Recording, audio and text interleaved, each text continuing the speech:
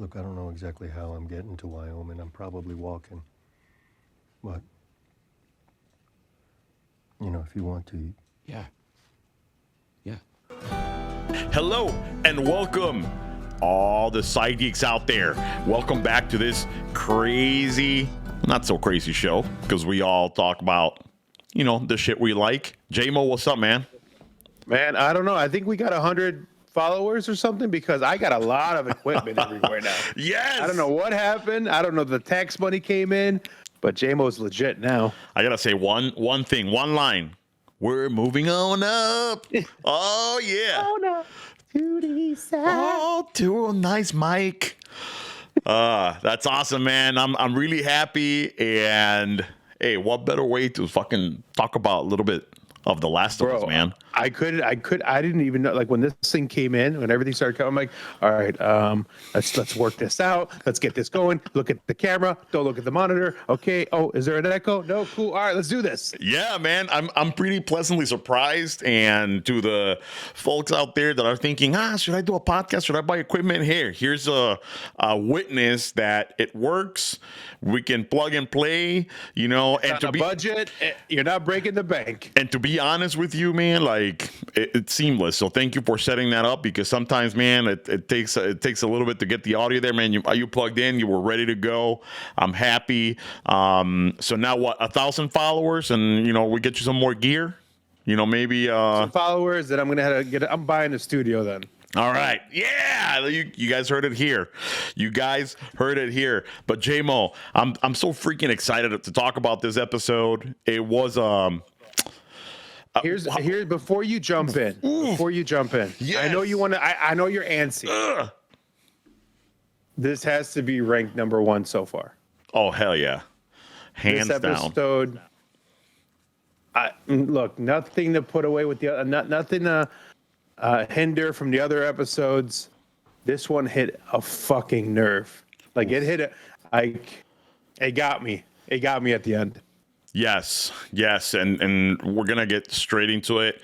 It had everything. I mean, just if I scan it in my mind, it had a very good plot. First of all, it had action. It had thrills. It had drama. It had horror. Right? It had everything, man, in 1 hour, packed in 1 hour, and the feels, right? It hits the feels too, because let's face it, I think if I didn't shed a tear, it's probably because I knew it was gonna happen. I think that's the only reason why, right? You knew it was gonna happen. I knew, and we'll get into it, because for a minute I was like, I'm not going to say anything until we get to that point. I didn't know it was going to be like that. Yeah, like what we saw. I thought there was going to be a version, but I didn't think like that.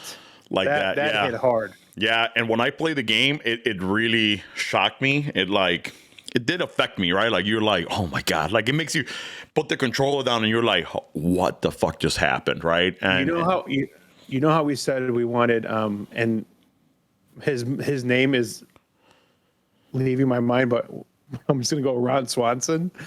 You know how we said he deserves an Academy Award for his portrayal? Yeah. Lamar Johnson, who played Henry. Yes. Very good. He's getting an award. He's getting an award. I don't know if you saw that Showtime series, Your Honor. He played Kofi Jones in that show. Also a very good, his role was small, but if anybody saw that, right? If these guys, Neil Druckmann or whatever, like, saw that was the hook right there, because he had a small performance, but boy, it was a really good performance, and he definitely displayed it in this episode too. And by the way, I think you're thinking of Nick Offerman. Yeah, Nick Offerman. Thank you. But Ron Swanson. Like I'm telling you, his name just keeps leaving me, and I just keep remembering Ron Swanson. But like, we know Nick Offerman deserves high praises, and he might get maybe a nod towards the Academy Award or whatever. But I think the guy that played Henry, Man, he got me right in the kidney. Like, it was a kidney punch. Yeah, man. You know what I'm taking back from these episodes and like this whole storyline with Last of Us, and we've said this on every podcast. You know, every change that they've made, it's been a home run out of the park. Yes. Like Craig Mazin, not to take away from anything that the makers of Last of Us, the video game, did, but I think Craig Mazin really told a great story now. Like, I mean, an all-around story.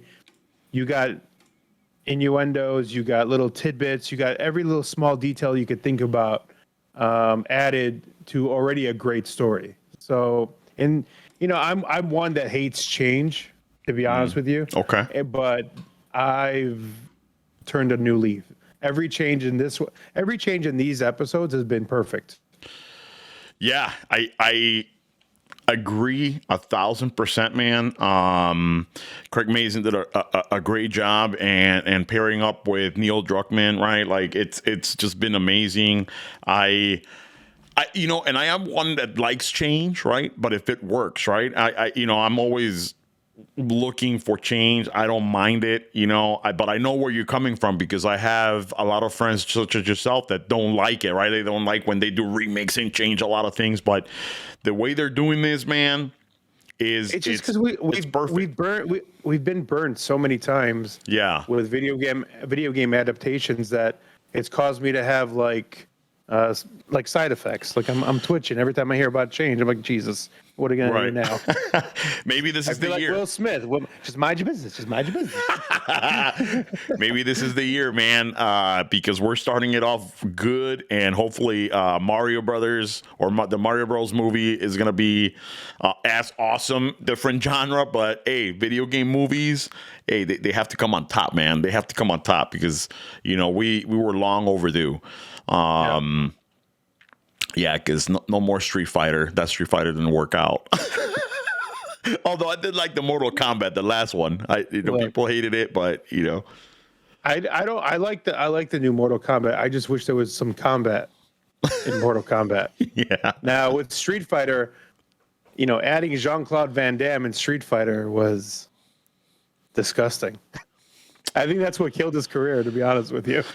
Probably. I remember being in the 90s and like me being like, oh, I like it. But, you know, then watching it again, I'm like, oh, yeah, it was every time he was flexing. He was like, what's up? Let's go get him. Nice. Classic original line of Sanji. If you guys are getting paid. But anyway, that's the original one, actually. Yeah. You know, not from We're the Millers. But anyway, so Endure and Survive is the name of this episode. And Jesus, they did make good honor to the name as we start with 10 days before the last episode, 10 days before episode 4, kind of like a little flashback. Quick reminder, you know, for everyone listening, episode 4 ended with us left in suspense about who these two new people are. Episode 5 starts us off in a flashback, knowing how we got to this point in good old Kansas City. Go Chiefs. And that was perfect. Yeah, that was perfect. Poetic with the Super Bowl ending, but it was awesome because, like you said, episode 4, we have these characters. Oh, and a quick correction, you know, last episode, even though I saw it like 3 times, I thought Ellie was bleeding, but she was not bleeding. I even said it on the podcast. I'm like, oh, and she was bleeding. So, you know, I'm like, I was wondering how they were going to flip this around, but she wasn't bleeding. It was her bangs, like from her hair and whatever. So correction there.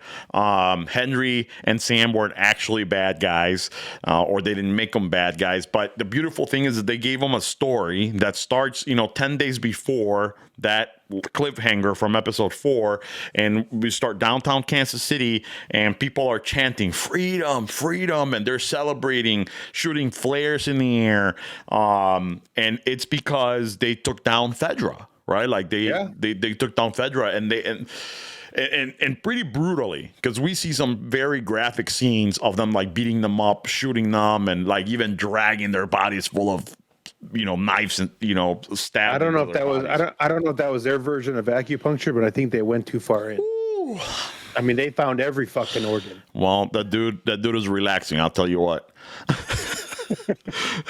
But we see this shot, and then right away we get this scene with the informers, right? And we'll call them informers for now, because that's how they call them in the show. And Kathleen just kind of like giving them the breakdown, right? Like they're captured. She wants information. She wants to know where Henry and Sam are. These guys aren't talking, and pretty much, you know, they were promised a fair trial. And she's like, you know what? You guys are guilty. That's pretty much how that's gonna go, right? I mean, the way she portrayed it, it was like a soccer mom went postal.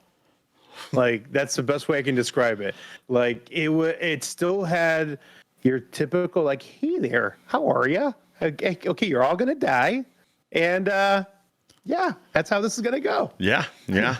I mean, yeah, it's you know, Like, we'll let you. So Kathleen, played by Melanie Linsky, Yes. who was famous on 2.5 Men for being kind of psychotic, just took the psychosis to another level in this episode. To 10 different levels, 100 different levels. Jesus. But I still like her. Yeah. There you go, Kathleen.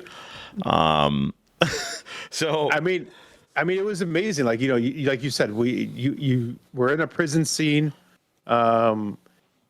She's trying to get information out of these informants, which kind of funny when all their lives they've been informing, but now everyone's a little tight-lipped, a little nervous, a little scared because the shoe's on the other foot.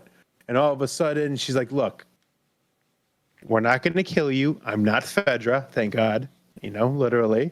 And just tell me exactly what happened. Who are they looking for again? They're looking for Henry. Like, where's Henry? Where's he hiding out? Is he working with Dr. Edelstein? And then one little individual finally spills the beans on everybody. yeah, man. And, you know, she's looking for Henry. Somebody kind of spills the beans, like you said about Dr. Edelstein. And then we see a shot, right, of the city still being, you know, kind of cleaned up with Fedra agents. And we see our first shot of Henry and Sam just hiding, right? And then trying to, you know, hide to this hiding spot that Dr. Edelstein kind of told them, hey, if the shit hits the fan, go to this spot, and which is where they meet, right? And one interesting thing there that I don't know if you picked up is that when Henry and Sam show up, right, to the attic or whatever, or that building where the attic was, Yeah. they both kind of have their guns, and Dr. Edelstein pulls their gun too, and then they are like, oh yeah, so like I'm empty, and so am I. Like no one had any ammo. So would they have had any ammo? Would they have killed each other? Honestly, I don't think Henry, or especially not Sam, I don't even think Dr. Edelstein has ever killed anybody. I think, yes, they've ratted people out. They've gone like the snake route, you piece of shit rats. But come to, you know, my gut feeling is like they've never even struck anybody. They've Right. never even gotten into a fist fight or anything like that. So, you know, everything that they've done, they've been kind of like doing it on the down low on people. Right. They seem to be pretty honest, straightforward people or whatever, like you said. Even Henry, we learned that from Henry later on that he hasn't killed anybody. But I just thought it was an interesting scene that they're both like, oh, you know, like pointing the gun. Because at this point, they're like, hey, they're after me. Either I shoot or they're going to get me, right? Because they're going to for sure kill me. And this is obviously before, you know, they capture the doctor. And it's just a random thought that I had. I'm like, I don't know if you've seen those clips where like how it should have ended. And and I'm just thinking they kill each other. Oh, okay, The Last of Us is over. But anyway, so they get into the attic, and then we learn, right, that they were, you know, had very little food, and you know we start seeing that kind of character development with Henry and Sam, right? I think the best part about that is when Dr. Edelstein is talking to Henry, and he's like, "Is Sam doing okay?" Well, no, he's a little nervous. He's scared. He goes, okay, you know he's scared because you're scared, Henry. Yes. And I when he said that, I was like, okay, that makes sense. Because, you know, let's not forget, Sam is a deaf child running around with clickers and runners and bloaters and bad guys everywhere you turn, whether it's Fedra or if it's people like, you know, people overtaking Fedra. There's bad guys everywhere, and he can't hear it. So all he's using as a I guess thermostat or a thermometer of how bad something is by looking at Henry. If Henry's nervous, I'm nervous. Yeah. If Henry's fine, I'm fine. Which is like a that. really good testament of the acting, right? Because right after the doctor tells Henry that, he goes and talks to Sam, and his demeanor changed like that, right? Like he was calm, collected, trying to convey, that he wasn't scared, right? Confidence, and I guess at this point, you mentioned it already. Sam wasn't deaf in the game, so what are your thoughts about them making him deaf in this episode? It would, to me, and it's more of like a moot point because Sam had a small part in the game in comparison to Henry. It was predominantly a Henry scene, and Sam was the Robin to Henry's Batman. So giving him another, I guess, handicap, it didn't bother me. I think it added to the struggle that they're in. I think I didn't. Like I said, it didn't bother me. I didn't think it. I wasn't disappointed in it. I think it added to some of the things that people might go through, and adding a twist of him being deaf really, I guess, like pushes the point in that we saw at the end. Yeah, we've talked about how the theories of this show is like there's always hope, love will conquer all, forgiveness. We've touched on all these aspects, and I think this just adds to it. Yeah, and yeah, so besides it being inclusive, right, and making that community be represented, I thought it was great, only because it drove the episode, right? Like, yeah, it was silent at times, right, and it made Ellie and him bond in a different way, right? And maybe even made them bond quicker, right? Because they're having to write shit down and things like that. So I thought it worked out.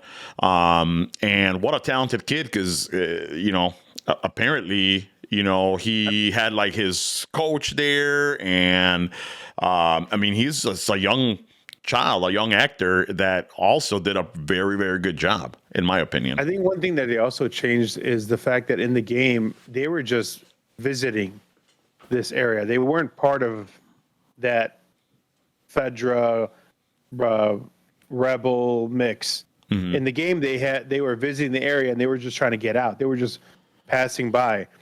With this episode, it was more as if, they've been part of this community, but they had turned rat, and then we find out why Henry turns rat.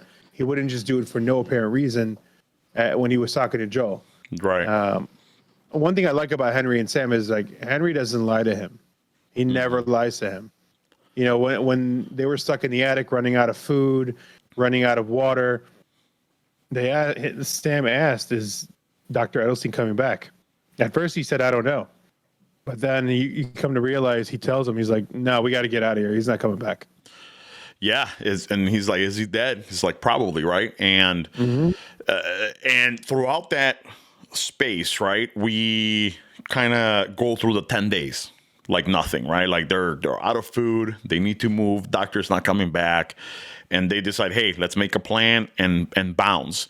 And while they're trying to escape, right, and you can really tell they don't even know what the hell they're doing, right? It seems like Henry knows the way, but doesn't know his way around, people that are hunting him. He sees Joel. We see that scene where they're hiding behind that like window, and they're like, okay, let's make a run for it. And then they hear the car and they see the Joel scene, right? Which is perfect, man, because it was that same scene from episode 4 from a different perspective, and it almost made us think that that Joel actually caught him right in the window. And if you look at it, I went to look at those clips from episode 4, and I'm like, I want to see if you can see the window, and you can. Of course, you can't see Henry, but of course you can see the windows and everything. So it kind of reminded me of scenes from like Back to the Future, when Michael J. Fox's Marty McFly is coming back to the present, and he could see Doc get shot from a different angle. Oh, and it's like, right. Son of a bitch, I wrote you a letter. You opened the fucking letter. Why are you ripping it up? And so like it just reminded me of that. So that's like, funny. It was nice seeing it from a different point of view, and then how they run into each other when they're hiding in the office. Was it an office, right? Yeah, So they were like in like the 40-something floor of this apartment building. I don't know if it's apartment building or just a building, because it seems like there were some like offices, some like meeting offices, from the skyscraper or whatever. And this is where our characters meet. Yeah. And by this point, we have the scene where they're holding them at gunpoint, and Joel doesn't convey, a very confident solution for them, and he was just kind of like, at the defense, like the moment I'm gonna take this gun and I'm gonna kill these kids or whatever.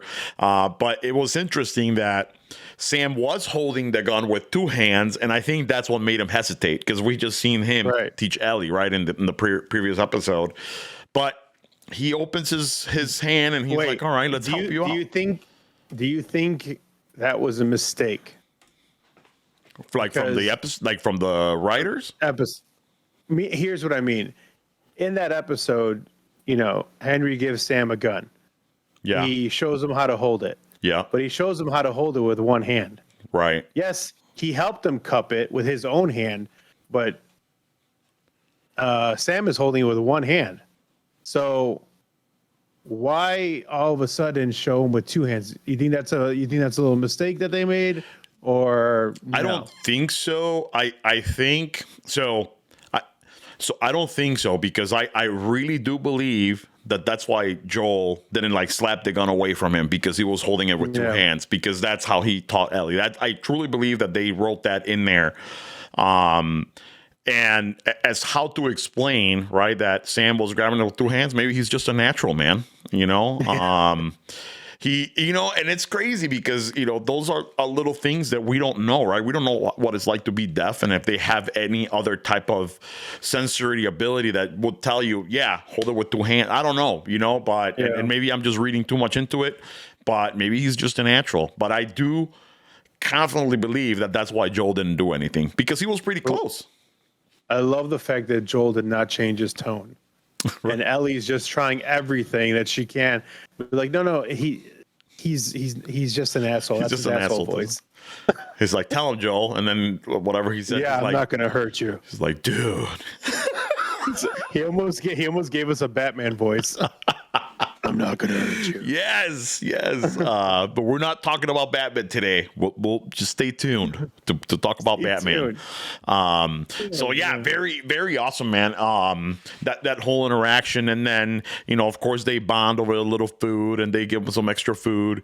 But Henry, we find out here that, and this is the first time I hear this term, that he's a collaborator, right? And right away, it's almost I don't know. Joel just misjudged him, right? First of all, when you hear collaborator, it means to me it sounds like someone that helped. Like he collaborated with these people to help them. So he's like, I'm a collaborator. Yeah. Yes. I'm like, okay. But then Joel hears something completely different. Yeah. And that's when Joel immediately goes, oh, so you're a fucking rat. Yeah. So there's definitely this term, right, for this group of people that is a bad thing. It has a bad connotation, right? Because you're a rat, basically, right? Yep. But why are they doing this? They're doing this to basically be able to survive. Because apparently, like my understanding is that Fedra was definitely crossing the line in many, many ways and not treating people fairly, and making them you know, be between, you know, a hard, how do you call it, that the saying? In a hard place. In a hard place, yeah, and having to, you know, collaborate with them, you know, and giving people away. You know what I would have rather seen in a flashback scene? Them going back, let's say, 15 days, a quick 5-day glance of what life used to be like under Fedra, and them finally taking over and overthrowing them. Yeah. Because at this point, all we know is Kathleen and Perry are co-leaders with these rebels, and to me, in my eyes, in my mind, they're the bad guy, and Fedra isn't. Now, for someone that's never played the game, that's how I'm viewing it. Yeah. So I'm not looking at Fedra going, "Oh, you deserve it," because we don't know what they've done. Yeah. You know, we get a little glance of it in episode 1, but you know, with the hanging. But are they being strict to protect the masses, or are they just being strict because they're assholes? We don't know that. So I would have liked the flashback to go back a little bit. Yeah, I agree. I agree, but I disagree in the sense that, because as you're talking, I'm thinking that if they would have showed us how much of an asshole Fedra is, right, to the people, I don't think it would have had the same effect to see how bad Kathleen and her people were, right? Because I feel like if they would have showed us Fedra like killing them, it would have been justifiable for us to see Kathleen being an asshole too, right? I don't know. But yeah, I mean, it could have worked. I think it could have worked. She's so creepy. It would be so crazy, right?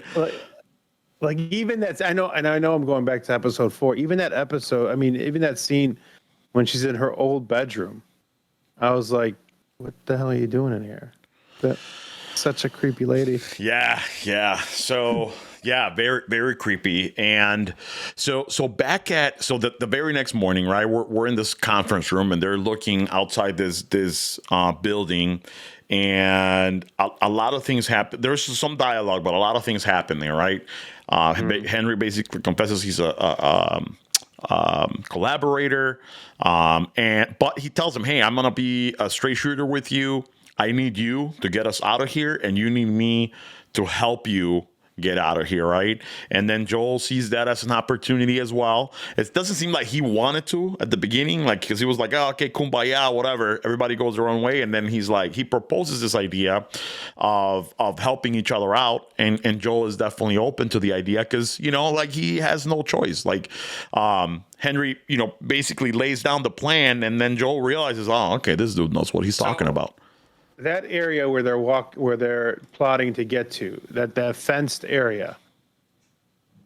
What, I mean, I really didn't understand what that was. Meaning, like, is it a Fedra spot that has never been touched by anybody? Is it still being run by Fedra? And we're looking into the suburbs of Kansas City. Mm-hmm. What the hell is that fenced area that they were trying to get to? That Kathleen, I guess, has never been in. Yeah, and those are the little breaks of the story, right? Because just to start, when they're looking out the window, and on the second watch, I realized they're looking out the window in broad daylight, and there's like cars going on up and down the street or whatever. Not many, but like a couple of cars, which we can assume it's you know, Kathleen's people looking for them or whatever, or I forgot what they call them, the rebellion looking for them or whatever. But I'm like, can't these motherfuckers look at the two motherfuckers standing outside in the window, right? Like, unless they have broad daylight, you know, tinted windows or whatever. But okay, so those are the little things that I'm like, and what you said right now too, like, what is this, like an invisible line that, you know, Kathleen or her people can't cross after, you know, a certain thing? Or is it because is it governed by a different group, you know, that is safe and Kathleen can't cross? I mean, they didn't explain that very well. They just kind of said, hey, once we cross past the burbs, we're good, right? Which kind of doesn't make sense, because I'm wondering if kind of what we saw at the end, did that have anything to do with it? You know, I don't want to say what we saw at the end just yet, but Could be. with the But how would they know, right? How would they know? Because if you think about it, right, during that same scene, and by the way, and I'm talking about the tunnels, right? He's telling about like how we're gonna get there, and then Henry proposes the tunnels, which, by the way, a little. I'll stop there to say that it was interesting, and I think kind of silly to be like, hey, how are we getting out of here, Sam? And then Sam is like, so like, really, did we need that? Did we need that moment? Can you just say it? And then Sam is like, tunnels, which whatever. They had to show us this whatever etch-a-sketch or whatever you call that to let us know that, how he communicates. But I just thought it was a funny part. But yeah, the tunnels.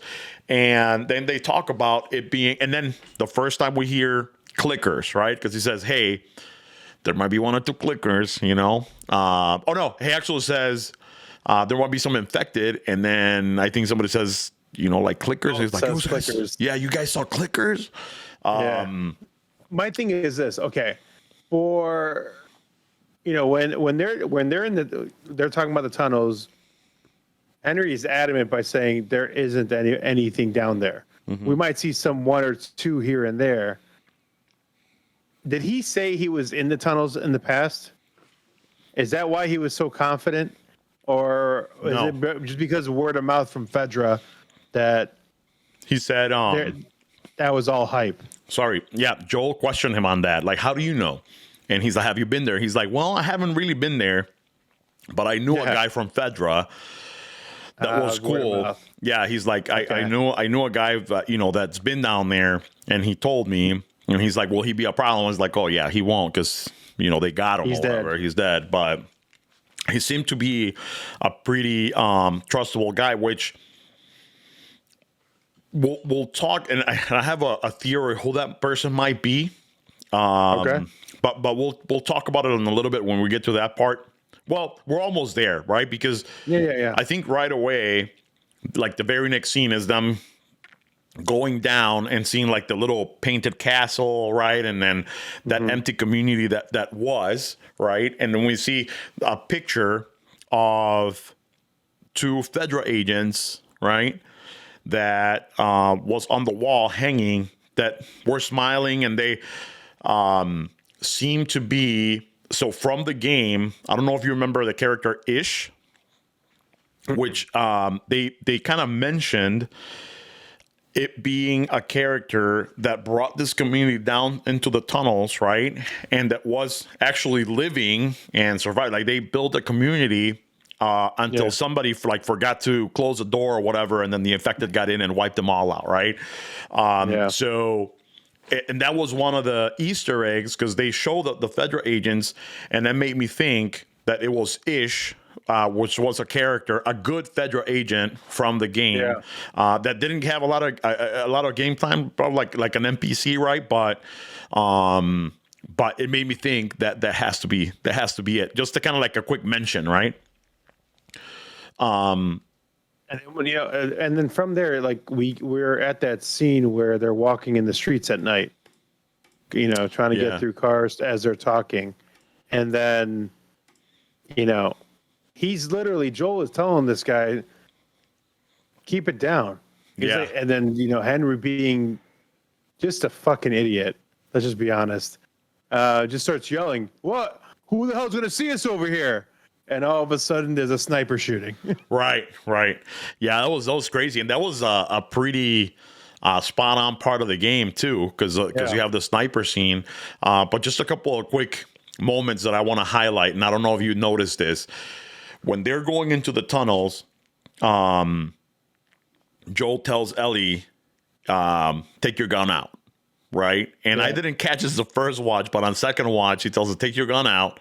And then Ellie's like, okay. And she grabs it from her pocket, and Joel is just like, fucking bitch. Like, why don't you ever listen to me? Right. And I thought that was freaking great, because it was just like a quick second, but you could tell Joel was just like so annoyed. And then the part where Henry says, you and your dad, like whatever. He's like, both at the same time. He's not my dad. I'm not her dad. So I thought that was pretty interesting that they both jump right? To say, hey, we're not related, right? I think right before the sniper shooting, that one, like, things that I think also played out was, isn't this a scene where Henry explains why he was a collaborator? Like what pushed him over the edge? Yes, because they decide to take a break, right? And then that's where the dialogue starts. Yeah. At that point, you find out that Henry, the only reason why he collaborated with Fedra is because they're the only ones holding the medicine to help cure Sam's illness. Did he had some sort of cancer or debilitating Leukemia. issue? Yeah, a blood Leukemia, like that's what blood it was. cancer. Yeah, leukemia. So you find out that, if it wasn't for Sam's life being in danger, Henry would have no part of this, because he explains to us how Kathleen's brother pretty much was a Jesus figure, because he was always someone that was anti-violence. Let's bring everyone together. We can inhabitate the area. Everything can work out if we just work together. And Fedra just wanted him gone, and they had to use poor Sam to get Henry to turn on him.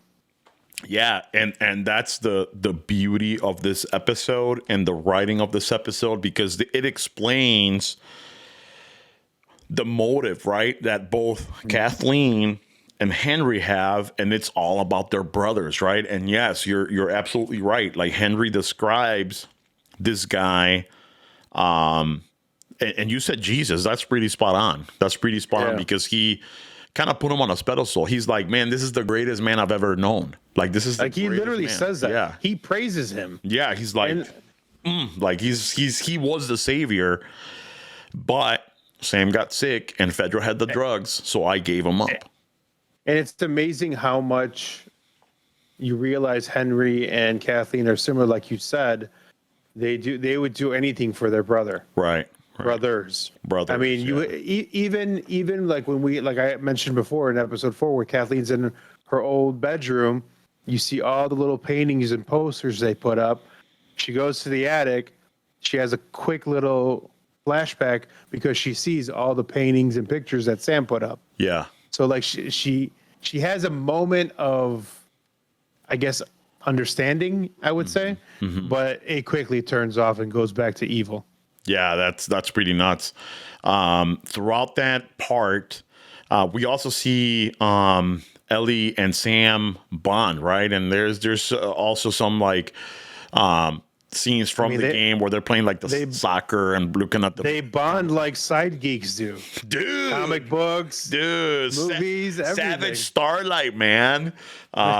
And again, another piece of literature that they copied exactly from the game, Savage Starlight, and their slogan, right? It was endure and survive, and they had the mantra down packed, and they were like high-fiving, and that was awesome while the other two were talking, right? But before we go to the next scene...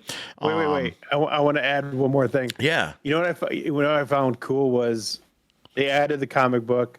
When they started talking about which comic books they had, I found that, like, at first I found that, okay, that's a nice bonding thing. Yeah. And then you start diving deep into these episodes, and you're like, okay, so in the game, you couldn't get comic book 11 unless you were past this scene in Kansas City. Yep. So like, you can get comic book 5 in Kansas City as you're leaving.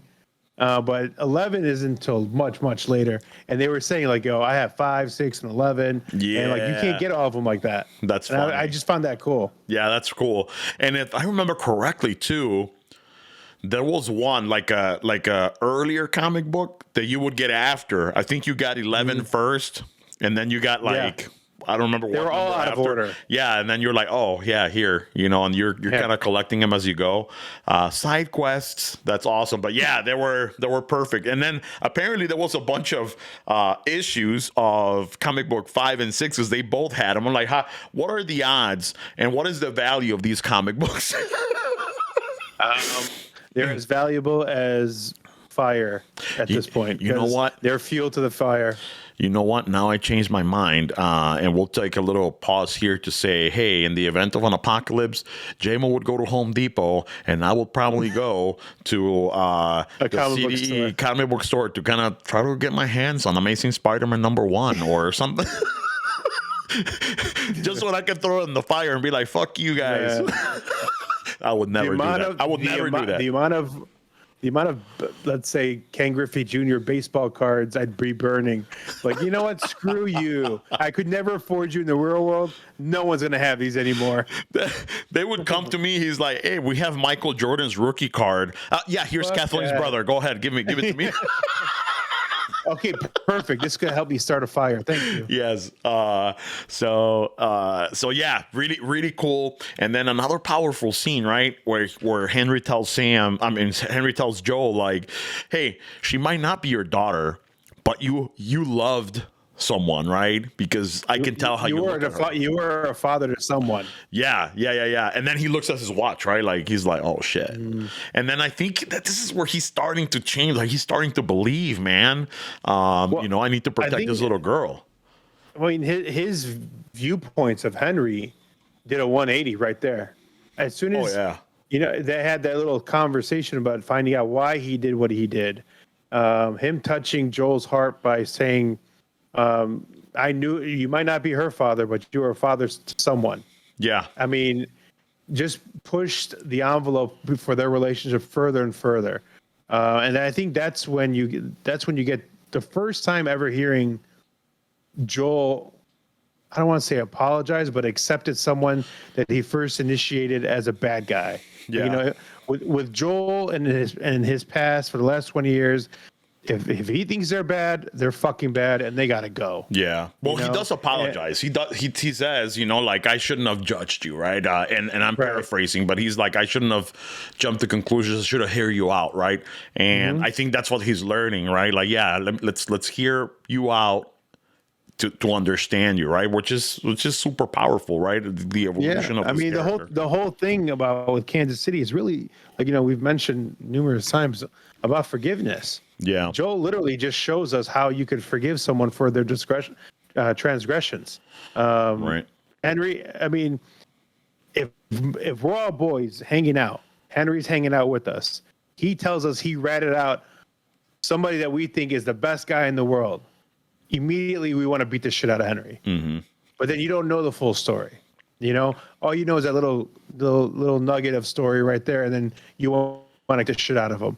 Then you realize what really happened, and it just makes you realize that to everyone's situation is different. Why they've done something, there's got to be more to it, and we just need to hear people out.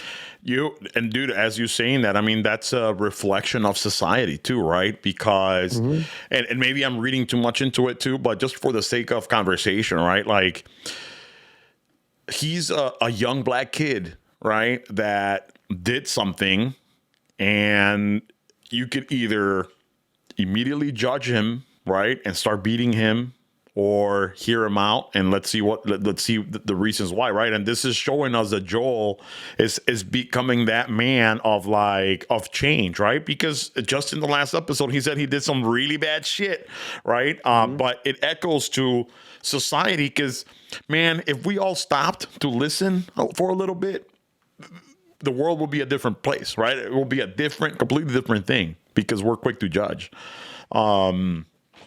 But I tell you, someone that is not evolving, and that's Kathleen, because we jump back to her room, the room scene, right, where she's like reminiscing and asking, have you gone to your old room? Which apparently this is something that people do. I guess. I mean, for therapy, I don't know for why they would be going to their old room. I'd be like, can we burn this? I don't want these memories anymore. If everyone that I've loved has any affiliation with this building is gone, let's bring down this house. Let's just bring it down. It's like, JMO, you see that corner? That's where my uncle first showed me his thing. And I loved him for it. He made me a better man. But anyway, yeah, it's kind of weird. And I guess, I don't know. Like, I guess, okay, so Chicago was empty, right? And just a couple clickers here and there. But if it was something you had free roam, kind of like I Am Legend type thing, yeah, maybe I'll go to my old apartments and see, or my old house and see what is. I don't know. It would just be something weird. But anyway, why not? But then Perry shows up.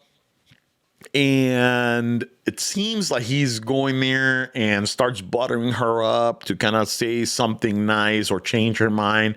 And then Kathleen kind of jumps in and says, hey, like, listen, I know that Michael, her brother, would have, like, he told me to forgive Henry. He told me to look away. He told me pretty much turn the other cheek. But she said, fuck that. He killed my brother. I'm going to go kill the back. Because vengeance is driving her. You know what she said that really pushes how far she'll go is when Perry's in the room and she goes, is this your seventh option? Like, is Michael your seventh option? Like, he's not my seventh option.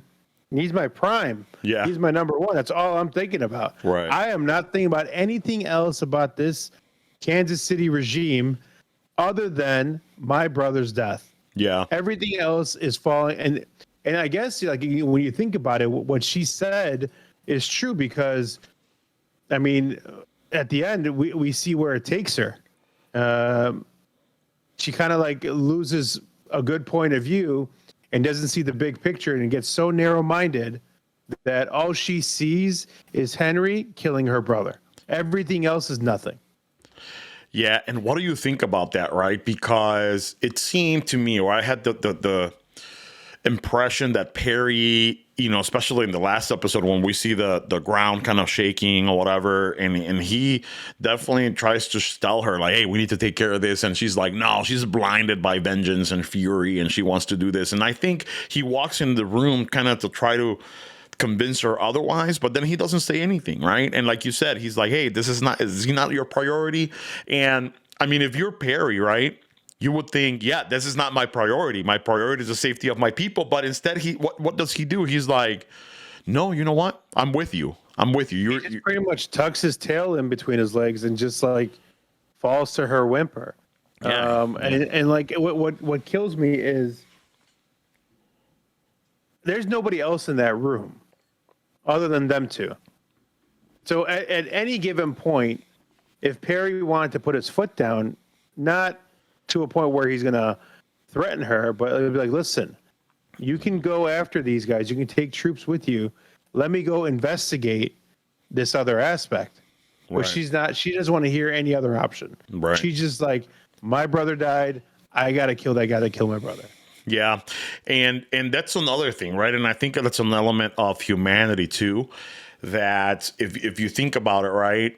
Obviously Perry, we could tell that he's a soldier, right? He knows how to handle a weapon. He's a warrior, but he probably doesn't have the skin to do crazy shit, right? And that's why he needs Kathleen, because sometimes, you need that leader that's willing to cross that line and do whatever it takes, right? And I think that's historically, that's how we have advanced society, right? Like by doing some crazy ass shit. Look, Pablo Escobar got taken out and shit just got worse. Yeah. I mean, it's weird to compare Kathleen to Pablo Escobar, but that's what pretty much happened here. Yeah. I mean, someone's got to be the asshole, the dictator, whatever label you want to give her, to kind of set the law. Or whatever they just did to Fedra will happen to them. Yeah, and it's crazy because it's one of those things that humanity's always been afraid of dying, right? Like we're always afraid of dying. Mm-hmm. I know there's people who say, "Oh, I'm not afraid of dying" or whatever, but I think it's engraved in our DNA to be kind of scared of that moment. And it's what happened with these like dictators and like these crazy leaders that. Why is everybody afraid of them? Because they'll just kill you. If you don't do whatever they say, they'll just kill you. And this is Kathleen. And I think Perry at some point is like, yeah, man, I'm not gonna risk it. I'm with you, boss. Whatever you want. So this is where we see our heroes walking through the suburbs, you know, and then we have the sniper scene. And for a second, Henry and Sam are just like, fuck this, I'm out of here. And they're like, oh, no shit. I'm just kidding. Honestly, like, I didn't really understand that move. Like, if I have someone shooting at me, I'm ducking. Right. These two, I mean, Sam has no choice. Yeah, Sam has no So idea. Henry's just like, we're out of here. Where the fuck are you going? Somebody's sniping you. Where are you? Have you not played Call of Duty? Right. I mean, where are you going? Yeah. And you know, that's his instinct, right? Like, take my brother out of here. And to your point, yeah, Sam has no idea they're being shot at. He's just like what is happening? He can't hear anything. Honestly, like if you when I rewatched because I was like looking at scenes, and they were talking about how Sam never reacts to anything. Like, he's not nervous when a gunshot goes off. He's just like, oh, we're going this way. Okay, we're going this way. Right. He And doesn't then know. you see the cars coming. You know, Kathleen and her like ride squad are coming, and he's just like, oh, we're not going there. Okay, we're coming back this way. He's just literally following Henry anywhere he goes. Yeah, because he doesn't know. And another scene that I kind of wanted to bring up a little bit is the old man shooting, right? And he keeps shooting. He has terrible aim or whatever, but obviously Joel surrounds him, goes through the back. Couple things, right? You saw the motherfucker go behind your house. Like, why aren't you not waiting by the door with your gun pointed at it, right? And then I don't think he's of the right mindset of noticing everything. yeah. We're talking to a guy looks like he's in his 80s trying to shoot somebody. Right. You know, I don't think he's aware of all his senses Right. at that point. And which is probably why he decides to say fuck it, even though he has a gun pointed at him. Like, well, let me shoot my shot, and then he ends up getting killed. That scene kind of shows Joel's growth. I think in the past he wouldn't have thought twice. Like, I honestly believe that. I think if that's Joel, let's say 5 years ago, prior to all this happening, prior to Tommy leaving, he would just be like, all right, we're scoping the area. Someone's shooting at me. He's got to die. And he wouldn't even like hesitate. He would just like get into the doorway and pop. He's done. Yeah. But this time you see him, he's like, please don't make me do this. And Like, then, he begged the guy. yeah, he's like, please don't do this. But he did it anyway. And so let me ask you this: like, what would you have done if you're that guy? Do you surrender to Joel or do you try to kill him? I would surrender. Like, here's why. I mean, I'm not in the right position. I have my back towards him. My gun is in a position where I have to make too many moves to aim it. It's not a small gun. And so I would literally put the gun down and then take my chances when he's not looking. Yeah. And see what happens. Maybe I have something in my boot, a knife, a smaller gun, what have you. But I wouldn't choose to like go gun crazy when somebody's got a gun pointing at me and I have no chance of getting them. Yeah. So I thought about that too, because I'm like, man, that was a stupid move. But I went and thought a little deeper about it, right? And you said, yeah, the guy was old. He looked like 80, right? And whatever. It's not about like old people wanting to die or whatever. But imagine, dude, that you live all your fucking life in this world. And then once you're close to retirement, the fucking world turns to shit, and for the next 20 years, you're having to survive these fucking infected and clickers or whatever. At 80 years old, you're probably like, fuck this. Kill me now, motherfucker. Kill me now. Put a bullet. I mean, we saw that with Bill, and they're like, you know what? If you're gonna go, I'm gonna go. Fuck it. Yeah, like I'm done. Like I'm good. But yeah, I just wanted to get your thoughts on that, because obviously I would surrender too. But I think that that old man had different priorities. I mean, then like what do we see next? We see So that big tank. bulldozer charging down. It says run. Joel's yelling, "Fucking run!" But since you don't realize when Joel's going after the sniper, how really far away that sniper was. Right. And then like Joel's trying to scream at the top of his lungs, and we can barely hear him. Yeah. And so like it was just crazy. It was getting so hectic. I was like, oh fuck, shit's gonna happen. Yeah. To be honest with you, I thought this was when we would see the demise of Henry and Sam. I was wrong. Yeah, no. So it was interesting, and this is where the thriller comes in, right? Because his gun jams, and it's chasing Ellie, and Ellie was throwing lead too. She was like bam, bam, shooting her shots and shit, like very action scene, very Fast X. Vin Diesel type scene, man. Fucking Ellie is a bomb.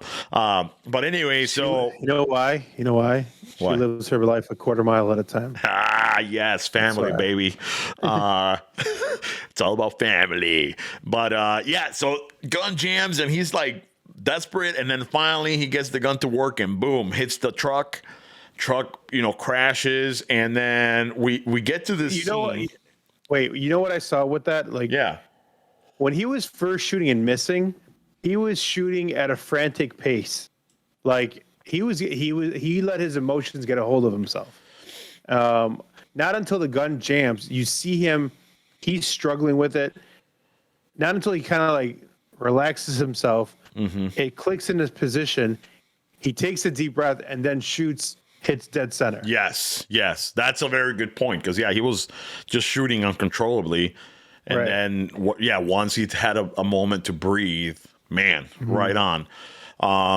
But then here's the other scene that I didn't think it made sense. Obviously, I'm not saying that I didn't like it on the show, but it just kind of was weird. No, we can have bad scenes. And it's not a bad scene. It's just like logically, the continuity doesn't make sense, right? Because you're behind a car that's about 10 feet away from Kathleen and a bunch of soldiers armed, and he's like, "Where are you?" He's like, "Let the kid go." I'm like, I can't see you, motherfucker. Like, if I wanted to, I'd just walk 10 steps and kill you right now, and all of you.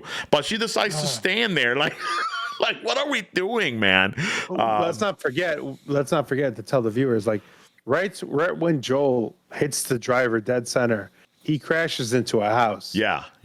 And then you see Henry and Sam and Ellie all hunkering down behind a car, and like you said, they're hiding. They're playing hide and seek from like back in the day, where like I'm gonna hide right behind a tree and just tag the thing and you're good. Yeah. Like, bitch, I see your feet, dude. I think there's a scene where Kathleen just still goes like that, like, dude. It's like, yeah, you might want to come out. I can see what you're talking about. And then Henry's like, "Hey, take Sam and run." And then he goes out, right? And it's like, yeah, executioner style, you could have died, bro. But Kathleen proceeds to tell him, "Hey, man, like, they're having the exchange. It's like, hey, he's just a kid. Kids die. Kids die," which is a true statement. Kids die all the time, right? But it's so cold-hearted. Like, the way she said it, like, she pretty much said, your brother was supposed to die. My brother was supposed to live. You killed my brother because of something that his destiny was set. Sam's destiny was set. He was not supposed to be here anymore. Right. But you altered that and it ruined my life. And let's capture that a little bit more, right? Because it was a bigger purpose. This guy, Michael, Kathleen's brother, right? Like, if you think about it, right? It seemed that he was this type of savior. And what had he been alive, maybe they do take Fedra down a different way. Maybe they do make society prosper, right? Because he seemed to be that dude, right? Like Jesus type dude, Keanu Reeves, Jesus Neo, whatever you want to call it. But he was that dude, and Henry decided to save this one life, which we all know. We would all do it for our brother. Well, I don't know if we all, but I would do it for my brother or for my kids or my wife, my family, right? And that's the choice that Henry made. But big picture, he fucked up. Like, the society could have, blossomed. We don't know that, right? Let's just put it this way. Anyone but Henry, if they were asked, they'd be like, okay, we side with Michael. Right. Other than Henry, everyone would side with Michael. Yeah. Be like, listen, We apologize. We know it's a hard thing you're going through. It's a very hard decision to see your little brother, who's 9 or 10 years old, however old he was, just wither away and die. We understand your pain, but that's as far as it's going to go. It's not going to be like, hang on, Yeah. let's go dive deep, rat Michael out where he's going to be so Frederick can get their hands on him. Yeah, and it's so ironic, right? Because it was all for nothing, right? It was all for nothing. Yeah. And and I take that back because the main characters, it taught them a lesson, a very valuable lesson in life. But so we're there. She's standing there and she's ready to pull the trigger. She tells him, "Hey, like, it was just a kid, man. Like, kids die. Now I'm gonna have to fuck you up." And the moment she says that, we see the truck caving in and just silence for a second. Well, okay, let me ask you this. We saw miles away the floor go up and down. Yes. Right? And in a building miles upon miles away. Then we see our heroes go through the tunnel system, come out unscathed. Mm-hmm. Right? Mm-hmm. Why then does a truck crash in a very small house, sinks, right? And then all of a sudden, hundreds, maybe 1,000, maybe I'm exaggerating, but I know there's hundreds. It's a lot. Flowing of these mind you, they're not clickers. These are full sprint, 28 days later, infected fungi creatures running full sprint like fucking Carl Lewis at you. Yeah. There was all kinds. Yeah, there was infected, runners, clickers. Why were they in this one house and not everywhere? Because that house isn't containing them. I thought about that, and yes, that's a little bit of a stretch, but they were following them, bro. That whole I have a feeling, right, that this whole movement on the streets, and you have this tank and followed by like all these Hummers or whatever. I feel that they kind of showed us, you can be in a different location and the clickers know where you're gonna be. And I just feel like with echolocation, I don't know, but they followed them underneath. Now, the way they came out of a big ass hole, like why did they cave in, right? Right. Unless they were there trying to come out, right? But on your second watch, did you see them drive over certain fungus root vegetation? Did you see them any vegetation of some sort that was still living and not dried out that they took upon themselves to point out in episode 2 that everything is connected? Okay. Now, at one point, did I see, or even when they were walking on that street before the big trucks came through, I didn't see, maybe I wasn't paying attention, I saw no fungus on the floor. I saw no fungus growing on cars. It was just regular grass vegetation outgrowing.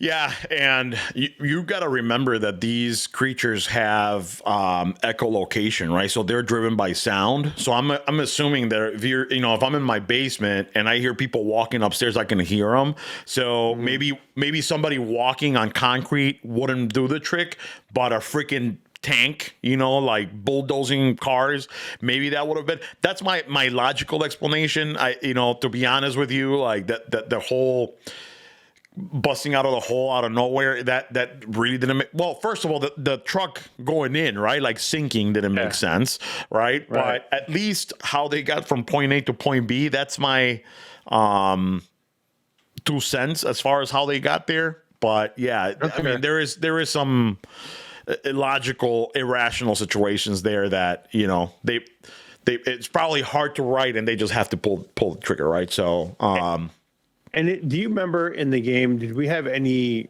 super runners like these guys were? I don't remember anyone full sprinting against me. I just remember, maybe not full sprinting, but I do remember that clickers would charge at you pretty quickly. Like they would just kind of swarm you. Yeah. But they always walk with a limp.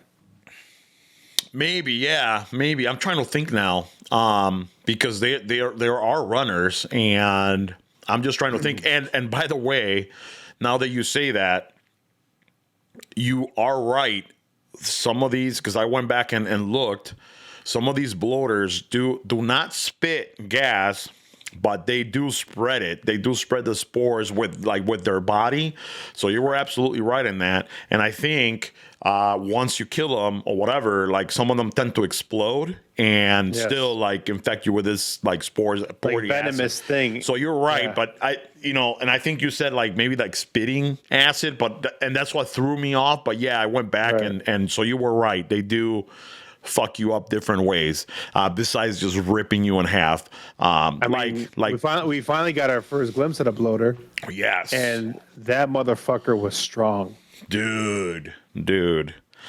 It was a sight. I mean, the whole Night of the Living Dead, right? Like them rising out of the hole like 100 miles an hour and just chasing everybody was like, what? Like this is nuts, right? Like, but it came at clutch, right? Because it saved Henry's life for now.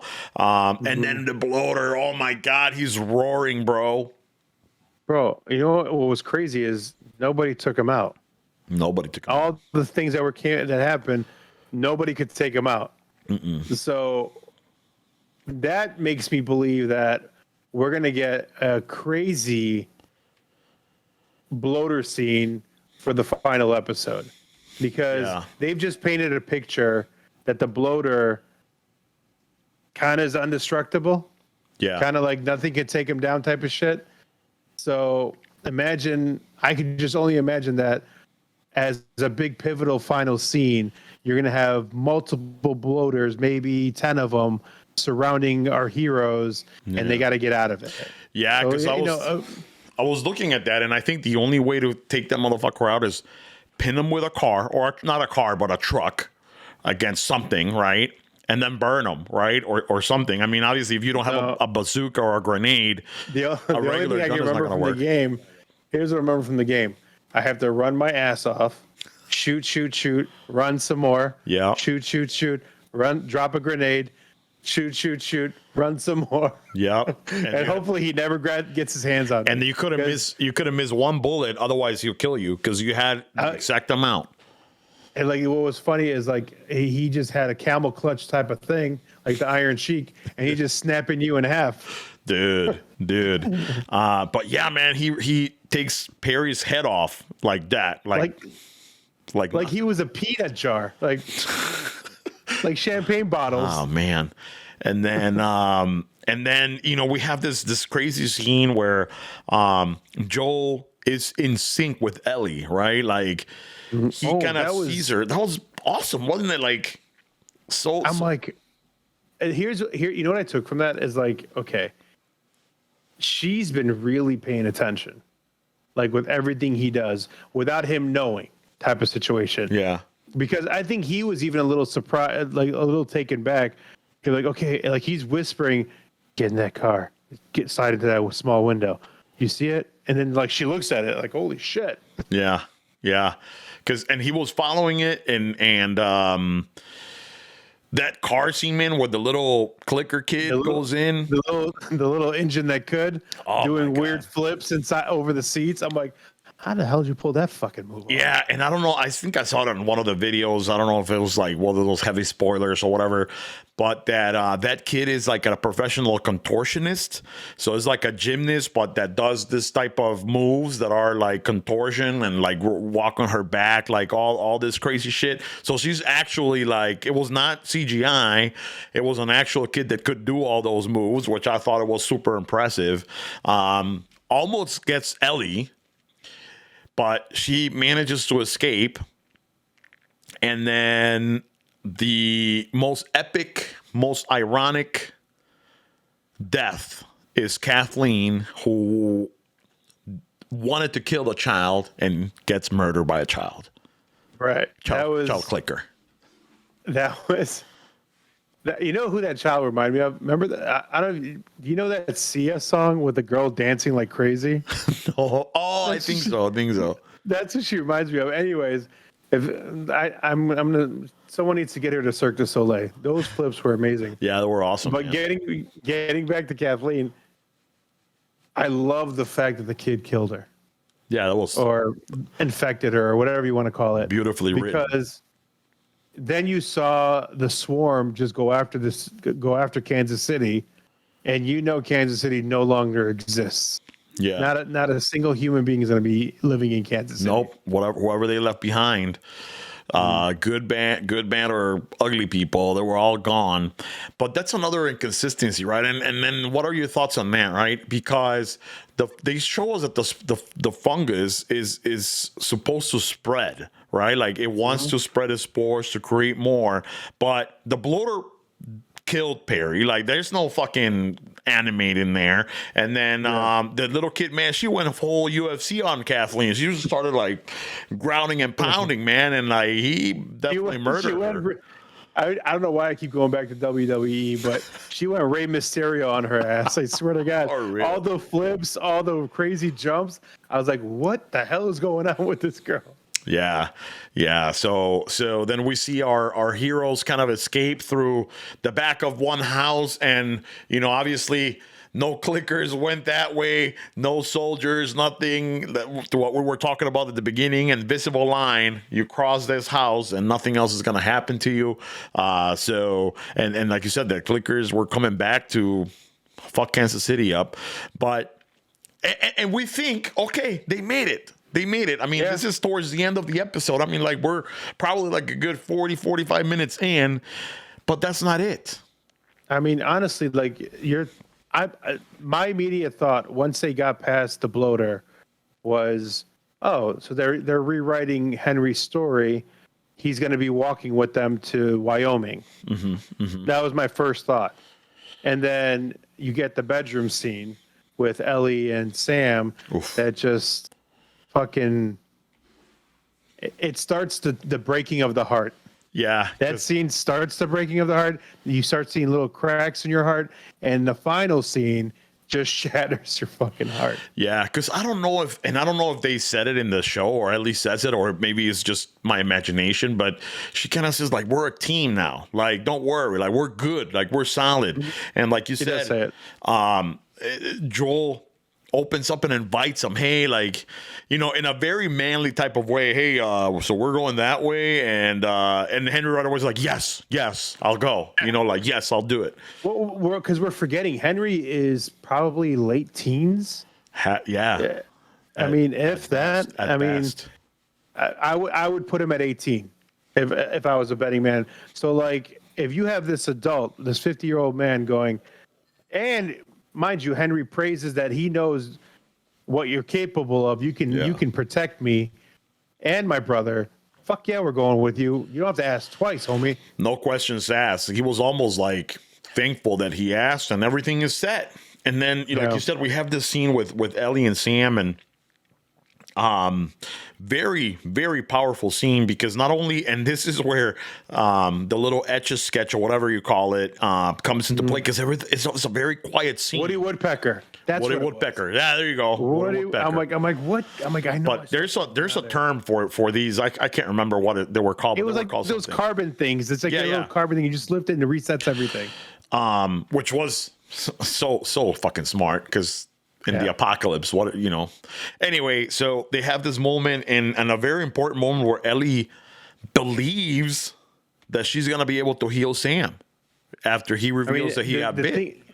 The thing that Sam said that got me was, if you get bit, are you still the same person, or is the monster inside you coming out? Yeah, and I was just like, I don't know what to tell you, kid. You're about to go cuckoo. Yeah. And like you said, I mean, Ellie knows that she has something in her blood. Something about her blood protects her. So she goes out of her way. She sees Sam's wound that's on his ankle. Now, remembering back to episode 1, if you're bit in the ankle, it takes 2 to 4 hours before it totally engulfs you. That's why we're not worried about Sam right away. So Sam's been bitten on the ankle. Ellie goes out of her way, cuts her hand, thinking she's maybe a Jedi and the midichlorians are going to cure him, but come to find out that as she's putting her open wound on top of his open wound, it just doesn't work that way. Right. And at least that clarifies it for us, right? Because, hey, I'm pretty sure there's a couple knuckleheads like me wondering, hey, what if he just does that, right? And she wasn't thinking, man. She believed it, bro. I think she was there, like, confident. I'm gonna cure this kid, and everything's gonna be dandy. And kid tells her, hey, stay awake with me. She tries her best, but she falls asleep. She wakes up, and that's when we see him just kind of sitting. This about that. Yeah. So she wakes up. Why is Sam calm? Because he's deaf. No, I'm saying. Yeah. But like, no, because you know how like these spores have senses. They can sense what's their presence. He was extremely calm. And maybe you're right. Maybe I'm overreading it. You're right. I forgot that he was deaf for a moment there, and he just doesn't move. Not until she touches him. I thought about the same thing, man, because I'm like, hey, why wouldn't he? And then it dawned on me. I'm like, yeah, and part of the monster being inside you, right, is like he's kind of there and he's kind of not, but his physical body had a disability which was unable to hear, and I don't think he was able to hear, and Ellie was quiet, right? And we know by the game, like, you can actually walk up to a clicker and actually kill them from behind, and they won't sense you unless you make some type of noise. Plus, he was deaf. I feel like that's the moment where she touches him and he jumps, right? Yeah. Which brings us to our ending scene. Well, not totally ending scene, but exactly literally from the game. next scene. Like, exactly from the game. Joel tries to rescue Ellie. Henry grabs the gun first and tries to stop him, and he doesn't know what to do. He obviously wants to defend his brother, but he's still processing. And before he can finish processing, he out of reaction shoots his brother. Right? I mean, literally out of reaction. He just didn't think of who he was killing. He just saw, I guess, the monster that was in front of him. And literally not even a second was spent. Well, there was a brief moment because he didn't want Joel to kill Sam. Right. And then kind of just said, fuck it. If anyone's going to do it, I'm going to kill my brother. But then like it dawned on him of what he just did.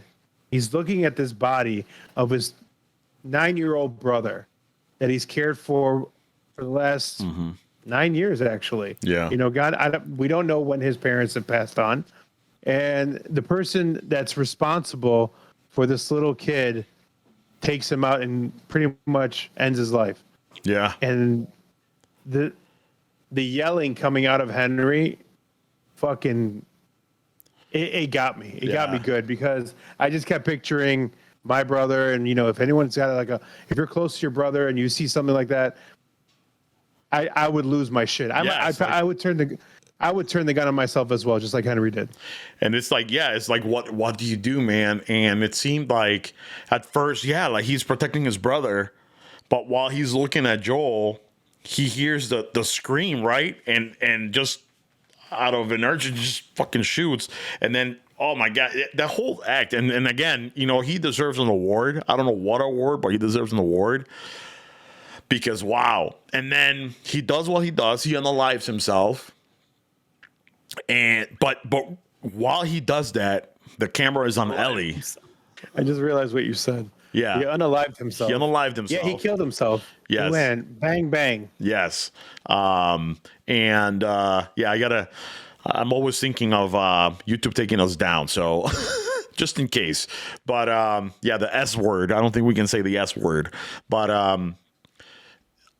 the camera's on Ellie, man, and that scream that she does when she sees that, bro, is like traumatic thing after traumatic thing to someone that she actually loved. It was instant goosebumps. Ooh. Like when I'm like the hair in the back of my neck was standing up. It was just freaky. Because it sounded like a legitimate scream that one would do when scared. Not like a movie scream like, No, it was like, holy shit, like, like what just happened, right? And you can feel the pain in her face and her expressions. And boy, like, and I knew it was gonna happen, but it still gets you, man. Because we play the game, and for a minute I thought, oh, maybe, because in the game you do have a part with Sam and Henry where going through the tunnels and the boat scene or whatever. So I'm thinking, oh, maybe they're gonna give them an extra episode. Nope. No. It happened how it happened, and then Nobody's getting an extra episode out of this. These. Dude, man, The Last of Us is better than Game of Thrones at killing people. But yeah, they buried them. Yep. Right, and Ellie seems like she's eager to go, but not eager, but just like eager to leave that place. Let's put it that way. She wants to put it in her back burner. Yeah. She doesn't want to think about it anymore. She thought she was going to be able to fix everything. I'm going to find out it's just like Joel said, it's a little bit more complicated than that. Yeah. What you have in your body. Yeah. Yeah, pretty sad. And then our heroes just kind of walk into the sunset, and that's the show. And wow, what other notes do you have? What other thoughts or theories that you think are going to happen, or is going to happen, or could have happened?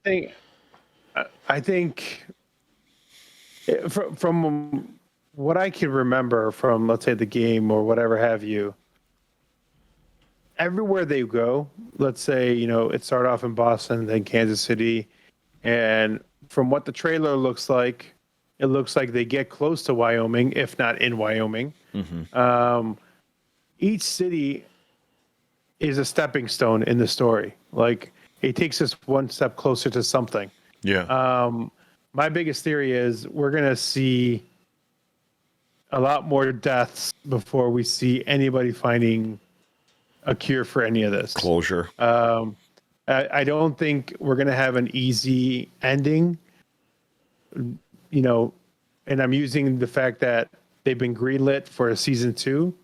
Now, what that means, I don't know, because does that mean we're going to get a huge jump in time like we did with Last of Us Part 2? Mm-hmm. Or are they going to extend this story? Because there's a huge gap in between the 2 video games.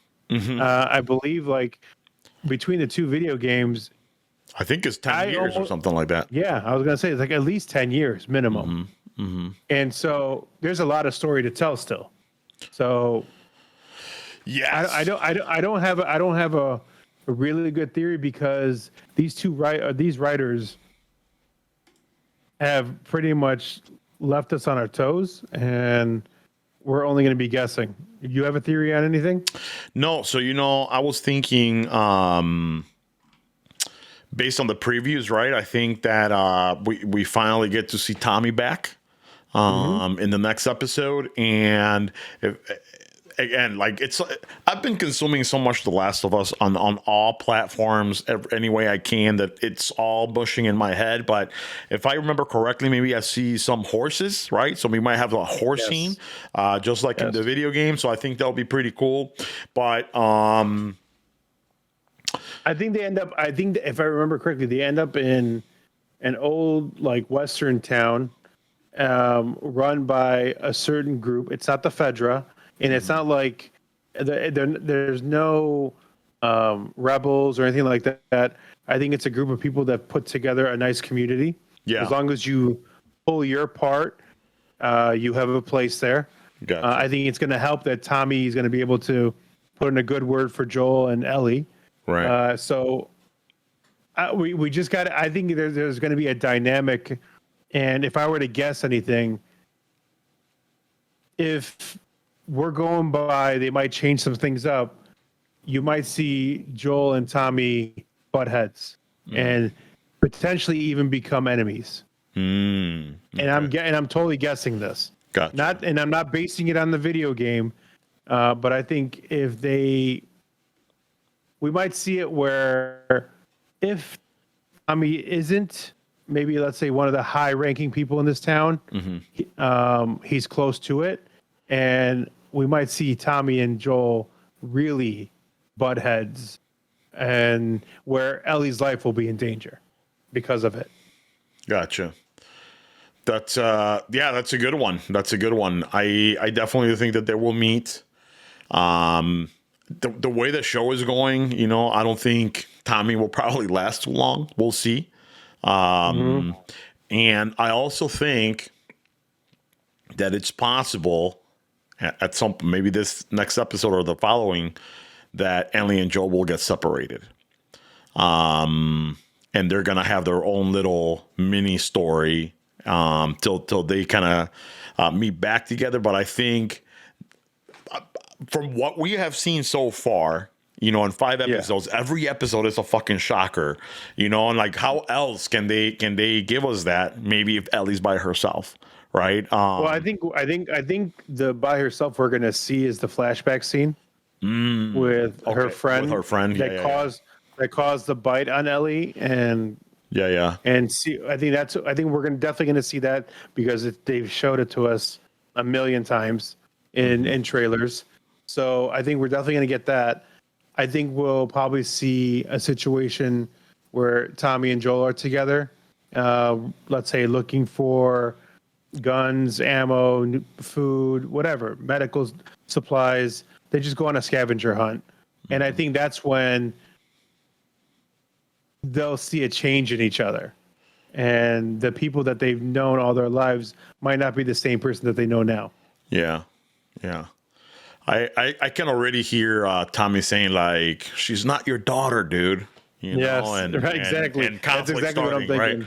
Right? But yeah, great theory. I guess we'll see on Sunday. We're not gonna get spoiled and watch it on Friday anymore. Darn. Yeah. But yeah, I think that's it for today. Unless you had anything else to add. The only thing I want to tell people is, we've been talking about Last of Us for now.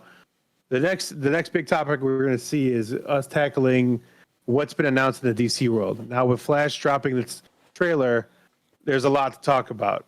Plus, with what James Gunn revealed to us, who's going to play who, and what actors do you want to see play what, and how do you want DCU now, no more EU, how do you want DCU to create a story, like a collaborated story? These are going to be some of the things they're going to be talking about coming up in some future episodes. Absolutely. And more things to talk about. We have Ant-Man Quantumania coming up.